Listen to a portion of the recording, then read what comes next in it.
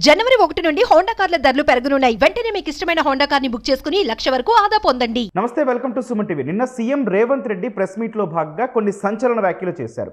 అప్పటి బీఆర్ఎస్ ప్రభుత్వ హయాంలో హైదరాబాద్ చుట్టుపక్కల భూ దందా అంటే హైదరాబాద్ చుట్టుపక్కల ఉన్న భూములను కొందరు నేతలు నాయకులు స్వాహా చేసి 1,00,000 కోట్ల అవినీతికి పాల్పడ్డారంటూ కూడా ఆయన సంచలన వ్యాఖ్యలు చేశారు. ప్రస్తుతం తెలంగాణ సమాజం మొత్తం కూడా వీటి గురించే డిస్కస్ చేస్తున్న పరిస్థితి. అయితే దీనిపై కొంతమంది రిటైర్డ్ ఐఏఎస్ల బృందం కూడా ఒక నివేదిక ఇచ్చినట్లుగా తెలుస్తుంది. దీనిపై చర్యలకు కాంగ్రెస్ ప్రభుత్వం సిద్ధమైనట్టు కూడా వార్తలు వస్తున్నాయి. వీటిపై మాట్లాడదాం. ప్రస్తుతం మనతో పాటు ఉన్నారు Suman TV news chief editor Keshav గారు. సార్, ప్రెస్ మీట్లో నిన్న మొత్తం విషయంలో సంచలనం ఏదైనా ఉందంటే రేవంత్ గారు చేసిన ఈ వ్యాఖ్యలు. సార్, అసలు 1,00,000 కోట్ల అవినీతి జరిగింది అని చెప్పారు. ఏ పాయింట్ ఆఫ్ వ్యూలో 1,00,000 కోట్ల అవినీతి జరిగిందని చెప్పారు సార్? ఇక్కడ 2,00,000 కోట్ల అవినీతి, ఓకే, 1,00,000 కోట్లు కాదు. ఎందుకంటే రేవంత్ గారు చేసినటువంటి వ్యాఖ్యల సారాంశం, కేసీఆర్ గారి కుటుంబం వివిధ రూపాల్లో ప్రజల ధనాన్ని లూటీ చేశారు. రకరకాల ప్రాజెక్టులు, పథకాలు, ఈ స్కీమ్స్ పేరుతో, ఉదాహరణకి కాళేశ్వరం లాంటి ప్రాజెక్టులో అవినీతి జరిగింది, 1,00,000 కోట్లు అనేది ఒక సబ్జెక్ట్ చెప్పారు. ఓకే. ఇంకొకటి ఏంటంటే హైదరాబాద్ చుట్టుపక్కల 1,00,000 కోట్ల రూపాయల విలువ చేసేటువంటి భూముల దోపిడీ జరిగిందనేది ఇప్పుడు కాంగ్రెస్ ప్రభుత్వం కొత్తగా చెబుతున్నటువంటి మాట. ఈ 1,00,000 కోట్ల భూములు నిజంగా హైదరాబాద్ చుట్టుపక్కల ఉన్నాయా, అంత అవినీతి జరిగిందా అంటే అందరూ కూడా ఆశ్చర్యపోయేటువంటి విషయాలు, విస్తుగొలిపోయేటువంటి అంశాలు ఇందులో ఉన్నాయి. దానికి కారణం ఏంటంటే మాజీ ఐఏఎస్ల బృందాన్ని కాంగ్రెస్ ప్రభుత్వం అధికారంలోకి వచ్చిన వెంటనే కూడా ముఖ్యంగా ధరణి పోర్టల్ నుంచి జరుగుతున్నటువంటి అవకతవకలు వీటన్నిటిపైన కూడా సమగ్ర విచారణ జరపాలనేది ఒకటి, ప్రభుత్వ భూములు కబ్జాకు గురవుతున్నాయి, దుర్వినియోగం పాలవుతున్నాయి అనేటువంటి అంశం పైన మరొకటి, ఈ రెండు ప్రధానమైనటువంటి అంశాలుగా కొంతమంది మాజీ ఐఏఎస్ అధికారులతో ఒక విచారణ జరిపించింది. ఈ క్రమంలో ఆ బృందం ఇచ్చినటువంటి నివేదికల ప్రకారం చూస్తే కొన్ని వందల ఎకరాల భూములు, వేల కోట్లు విలువ చేసేటువంటి మొత్తం కలిపితే 1,00,000 కోట్ల వరకు చేరువయ్యేటువంటి భూములకు సంబంధించి రికార్డులు మాయమయ్యాయి అనేది ఇప్పుడు ఐఏఎస్ అధికారులు ఇచ్చినటువంటి నివేదిక. ఇప్పుడు ఆ నివేదికని ఆధారంగా చేసుకుని ఒక ప్రత్యేకంగా విచారణకి ఆదేశించారు. విజిలెన్స్ ఎంక్వైరీకి రేవంత్ ప్రభుత్వం ఇప్పుడు ఆదేశాలు జారీ చేసింది. ఇందులో ప్రధానమైనటువంటి అంశం ఏంటంటే హైదరాబాద్ సరౌండింగ్స్, ముఖ్యంగా గచ్చిబౌలి నుంచి మనం చూస్తే కనుక ఇప్పుడు ఏదైతే ఫైనాన్షియల్ డిస్ట్రిక్ట్ ఐటీ కారిడార్ అని చెప్తున్నామో, ఆ ఐటీ కారిడార్ ఫైనాన్షియల్ డిస్ట్రిక్ట్ చుట్టుపక్కల వేలాది ఎకరాలు ఆక్రమణలకు గురయ్యాయి. అవి కూడా ప్రభుత్వానికి సంబంధించినటువంటి భూముల్ని నేరుగా బదలాయించి కొందరు వ్యక్తులకు సంబంధించి, అంటే ధరణి పోర్టల్ ఇంప్లిమెంటేషన్లో భాగంగా రికార్డులను తారుమారు చేశారు. అవి గతంలో ప్రభుత్వ భూములుగా గుర్తించినటువంటి వాటిని కొంతమంది సొంత వ్యక్తులకు ఇచ్చారు. అందులో ఎక్కువ పాత్ర పోషించింది బీఆర్ఎస్లో ఉన్నటువంటి మంత్రులు, కొంతమంది ఎమ్మెల్యేలు, వాళ్ళ అనుచరులకి బినామీలుగా వాళ్ళ అనుచరుల పేరున ఈ భూములన్నింటినీ కూడా మార్చుకున్నారు అనేది ఇప్పుడు ప్రధానమైనటువంటి అభియోగం. అంటే ఈ భూముల ఆక్రమణలు, భూముల దురాక్రమణలు, ఈ భూములకు సంబంధించినటువంటి కుంభకోణం 1,00,000 కోట్ల లెక్క చెప్తున్నారు. ప్రజాధనానికి సంబంధించినటువంటి దోపిడీ ఇంకొక 1,00,000 కోట్లు, 2,00,000 కోట్ల అవినీతి లెక్క ఇప్పుడు కాంగ్రెస్ ప్రభుత్వం చెప్తున్నటువంటి పరిస్థితి. సార్, ఇప్పుడు రేవంత్ గారు వ్యాఖ్యల్ని చూసుకుంటే మనము ఈ మొత్తం అవినీతి జరిగింది, అవినీతి పైసాతో సహా కట్టిస్తాము, ఎవరు అవినీతి చేశారు ఎవరిని కూడా వదలం, చట్ట ప్రకారం శిక్షిస్తామని చెప్పి అంటున్నారు. సార్, కాంగ్రెస్ పార్టీ మొదటి నుంచి కూడా ధరణి పోర్టల్ రద్దు చేస్తాం అధికారంలోకి వస్తే అంటూ కూడా ధరణి పోర్టల్కి సంబంధించి మాట్లాడుతున్న పరిస్థితి. సార్, కేవలం ఈ ధరణి పోర్టల్ వల్లనే ఇట్లాంటి ఒక స్కామ్ జరిగిందని అనుకోవచ్చా? అంటే ధరణి పోర్టల్ ప్రధాన ఉద్దేశం ఏంటంటే తెలంగాణ రాష్ట్రం ఏర్పడిన నాటి నుంచి, అంటే ఇప్పుడు తెలంగాణ రాష్ట్రం 2014లో ఏర్పడింది. మధ్యలో 60 ఏళ్ల పాటు సమైక్య పాలనలో ఉన్నటువంటి ప్రాంతం. ఈ సమయంలో అనేక అవకతవకలు జరిగినాయి, నిజమైనటువంటి లబ్ధిదారులకు కూడా నష్టం జరిగింది. ముఖ్యంగా దానికి కారణం ఏంటంటే తెలంగాణ పాలన జమీందారీ సిస్టంలో ఉండడం, నిజాం పరిపాలనలో ఉండడం వలన కొన్ని భూములకు సంబంధించినటువంటి రికార్డులు ప్రభుత్వ భూములుగా కొన్ని చోట్ల, అవి ఇనాం భూములుగా కొన్ని చోట్ల, ఇలా రకరకాల భూములు, అంటే ఆంధ్రప్రదేశ్లో ఉన్నటువంటి భూముల కంటే కూడా తెలంగాణలో ఉన్నటువంటి భూములపైన నియంత్రణ అనేది కొంచెం తక్కువగా ఉంది. భూ రికార్డులు దొరుకుతున్నటువంటి పరిస్థితి తక్కువగా ఉంది. ధరణి గతంలో ఉన్నటువంటి ప్రభుత్వాలు, అంటే అంతకు ముందర ఉన్నటువంటి ప్రభుత్వాలు చేసినటువంటి పరిస్థితి ఏంటంటే ప్రభుత్వ భూములు ఎక్కడెక్కడ ఉన్నాయి, పోరంబోగు స్థలాలు ఎక్కడ ఉన్నాయి, అలానే రకరకాల భూములు, మీరాసి భూములు కానీ, ఈ ఇనాం భూములు కానీ, వీటన్నిటిని కూడా ఐడెంటిఫై చేసి ప్రభుత్వ పరిధిలోకి వచ్చేటువంటి వాటి అన్నిటికీ కూడా అప్పటి ఉమ్మడి రాష్ట్ర ప్రభుత్వాలు ఏపీఐఏసీ కంట్రోల్లో వాళ్ళు ఒక ల్యాండ్ బ్యాంక్ని ఏర్పాటు చేసేటువంటి ప్రయత్నం చేశారు. తర్వాత ఇప్పుడు ప్రభుత్వం వచ్చిన తర్వాత ధరణి పోర్టల్ ఇంప్లిమెంట్ చేసేటువంటి క్రమంలో ఈ గత 60 ఏళ్ల రికార్డులను కూడా సరి చేసుకుంటూ వస్తున్నాం మేము అనేటువంటి ఒక ప్రక్రియ చేసింది.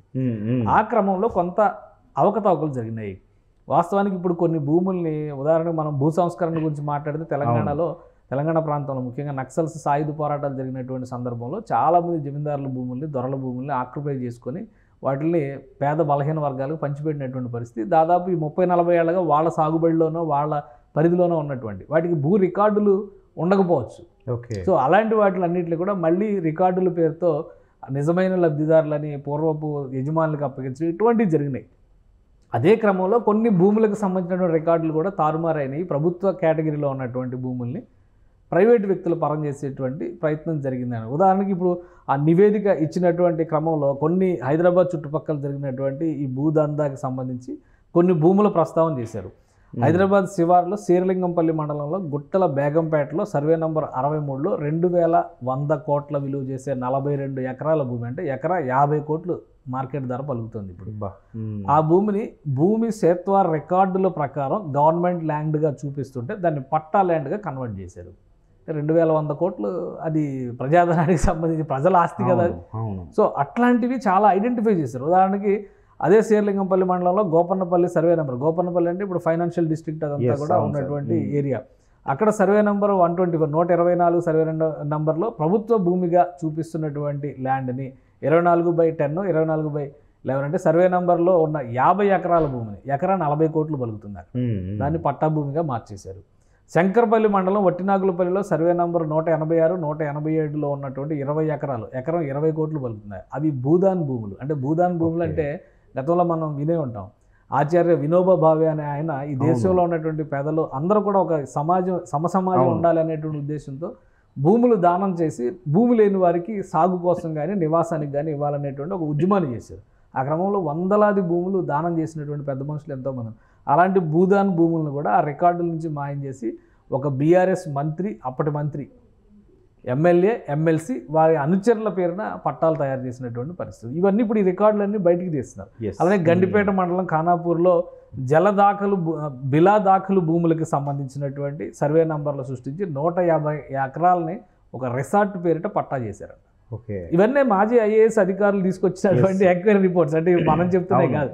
సో ఆ రిపోర్ట్ ఆధారంగా చూస్తే మియాపూర్ అన్ని చుట్టుపక్కల చూడండి, శ్రీలింగంపల్లి, మియాపూరు, గచ్చిబౌలి, మహేశ్వరం, కొండాపూరు అన్నీ ఈ పక్కనే. అంటే సిటీ ఏదైతే ఇప్పుడు కొత్త సిటీ డెవలప్ అయిందో, ఎక్కడైతే ఇప్పుడు చిన్న చిన్న అపార్ట్మెంట్లు కూడా 70-80 లక్షల ధరలు పలుకుతున్నాయో ఆ ప్రాంతంలో ఉన్నటువంటి భూములు, మహేశ్వరం తుమ్మలూరు గ్రామంలో ఉన్నటువంటి 70 ఎకరాల ప్రభుత్వ భూమిని ఎకరా 3 కోట్లు ఉంటే ఓ మంత్రి పేరిట బినామీ పట్టా తయారు చేశారు. ఇవన్నీ బినామీ పట్టాలు తయారైనటువంటి.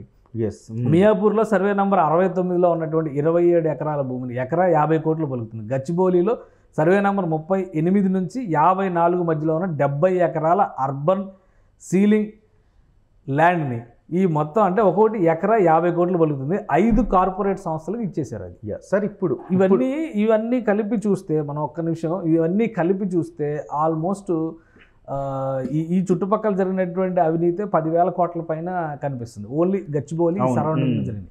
సో ఇది మొత్తం మిగతా చోట్ల ఎలా జరిగింది దాని మీద ఇంకొక కేసు కూడా ఉంది. అలాంటి కేసు ఇంకోటి ఉంది. ప్రైవేట్ వ్యక్తులకి ఇచ్చేటువంటి ప్రయత్నాల్లో భాగం మోకిల, కొండకల్ గ్రామాల మధ్యలో ఉన్న ల్యాండ్స్ని కొత్తగా 555 సర్వే నంబర్ని క్రియేట్ చేసి 150 ఎకరాల భూమిని ఎకరా 30 కోట్లు పలుకుతుంది. అది ప్రైవేట్ వ్యక్తుల పేరిట.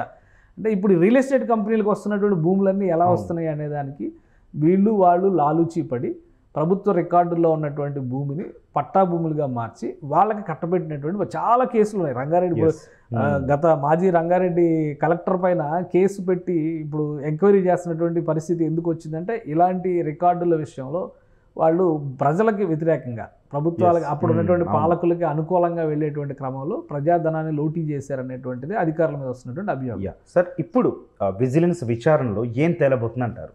విజిలెన్స్ విచారణకి ఒక బేసిక్ ప్రాతిపదిక అనేది ఇప్పుడు మాజీ ఐఏఎస్ అధికారుల కమిటీ ద్వారా ఇచ్చినటువంటి నివేదిక ఒక స్పష్టత ఇచ్చింది. సో దీన్ని పరిగణలోకి తీసుకుని ఇప్పుడు ఆయా సర్వే నంబర్లో జరుగుతున్నటువంటి ప్రస్తుత రికార్డుల ప్రకారం చూస్తే కనుక ఇప్పుడు అది ఎవరి నియంత్రణలో ఉంది, అది ఎప్పుడు ఆ నియంత్రణలోకి వచ్చింది, గతంలో ఉన్నటువంటి ఆధారాలు ఇవన్నీ కూడా బయటికి తీసేటువంటి. అదే ఒకవేళ 10 ఏళ్లలో ఇది జరిగింది, ఇప్పుడు ప్రభుత్వం మారకపోయి ఉంటే అసలు ఈ విషయాలు కూడా ఎవరికి తెలియవు కదా, అది ప్రజలకు తెలియవు కదా. ఏదో ఖాళీగా ఉన్న ల్యాండ్ అనుకునేవాళ్ళు, ఫెన్సింగ్ చేసి పలానా కంపెనీ వాళ్ళు తీసుకున్నట్టే ఎవరి దగ్గర ఎవరో కొన్నారనుకుంటారు. బట్ లోపల తెర వెనుక జరిగినటువంటి విషయాలు ఎవరికి తెలియవు కదా. అలాంటి విషయాలన్నింటినీ కూడా ఈ ఎంక్వైరీ ద్వారా బయట విజిలెన్స్ ఎంక్వైరీ ఇంకా ఇన్డెప్త్ ఉంటుంది. ఎక్కడెక్కడ డబ్బులు చేతులు మారినాయి, ఎవరెవరు ఇందులో కీలక పాత్రధారులు, ముఖ్యంగా అధికారుల పాత్ర ఏంటి, అలానే అప్పుడు ఉన్నటువంటి పాలకుల పాత్ర ఏంటి, ఈ అంశాలన్నింటినీ కూడా బయటికి తీసుకొచ్చేటువంటి అవకాశం ఉంటుంది. కొంత సమయం పట్టొచ్చు, బట్ బేసిక్ ఇన్ఫర్మేషన్ వచ్చింది కాబట్టి వీలైనంత వేగంగా ఈ ప్రక్రియ పూర్తి చేయడానికి కూడా అవకాశం కనిపిస్తుంది. Right sir, thank you. Right, మొత్తంగా రిటైర్డ్ ఐఏఎస్ల బృందం ఇచ్చిన నివేదిక అయితే ప్రస్తుతం సంచలనం అనే చెప్పాలి. ఎందుకంటే రాష్ట్రంలో జరిగిన భూదందా గురించి చాలా స్పష్టమైన నివేదిక ఇచ్చింది. దాదాపు 1,00,000 కోట్లకు సంబంధించిన భూములు స్వాహా చేసినట్టు కూడా అందులో ఉంది. ఈ నేపథ్యంలో కాంగ్రెస్ ప్రభుత్వం కఠిన చర్యలకైతే రంగం అయితే సిద్ధం చేసిన పరిస్థితి కనిపిస్తుంది. విజిలెన్స్ విచారణలో మరి ఎవరెవరి పేర్లు బయటపడతాయో వేచి చూద్దాం. Thank you.